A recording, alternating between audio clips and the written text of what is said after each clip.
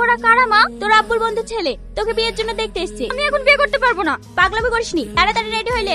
তোমাদের মাদ্রাসা এখন কেমন চলছে বাপ? জি আলহামদুলিল্লাহ, আল্লাহর রহমতে বেশ ভালোই চলছে। সত্যি ভাই, এমন ভালো ছেলে পাওয়া এই যুগে সত্যিই খুব কঠিন। কি নাম মা তোমার? মাহি খাতুন, কোন ক্লাসে পড়াশোনা করছো? কলেজে 3rd সেমিস্টার। বাহ, খুব মিষ্টি মেয়ে।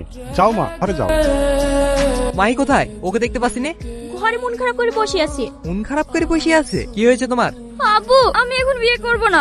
আমার এই বয়সটা আনন্দ করার, বন্ধুদের সাথে চিল করার। এই বয়সে আমি বিয়ে করব না। বাজে বকো না, রোহন যথেষ্ট ভালো ছেলে, অনাথ বাচ্চাদের একটি মাদ্রাসা চালায়। ওর মতো ছেলে আমাদের এই অঞ্চলে আর একটাও নাই। তোমাকে রোহনকে বিয়ে করতে হবে। What happened baby? মন খারাপ মনে হচ্ছে? আব্বু আমার জোর করে বিয়ে ঠিক করেছে। আমি এখন বিয়ে করতে চাই না। ছেলেটি কেমন? মুখে বড় বড় দাড়ি, মাথা সবসময় টুপি পরে থাকে। আমার মনে হয় এই ছেলেটা অনেক ব্যাকডেটেড। একে বিয়ে করলে তুমি নিজের ইচ্ছা মতো যখন তখন আমার সঙ্গে দেখা করতে পারবে। Life is chill baby. আমি ওই ছেলেকে বিয়ে করতে রাজি। সত্যি মা? হ্যাঁ আব্বু, তোমরা বিয়ের ব্যবস্থা করো। আসসালামু আলাইকুম। আল্লাহ তাআলা আমাদের জন্য বিয়েকে রহমত বানিয়েছে। হাদিসে এসেছে, বিয়ের পর স্বামী স্ত্রী যদি একসাথে 2 রাকাত নফল নামাজ পড়ে তাহলে আল্লাহ তাদের দাম্পত্য জীবনে বরকত ও শান্তি দান করে। চলো আমরা আল্লাহর নাম নিয়ে আমাদের পথ চলা শুরু করি। ছাড়ো আমাকে, অনেকক্ষণ থেকে তোমার বকবক সহ্য করছি। কে তোমার বউ? আমি কারো বউ না। আমার একটু স্বাধীনতার দরকার ছিল, তাই তোমাকে বিয়ে করেছি।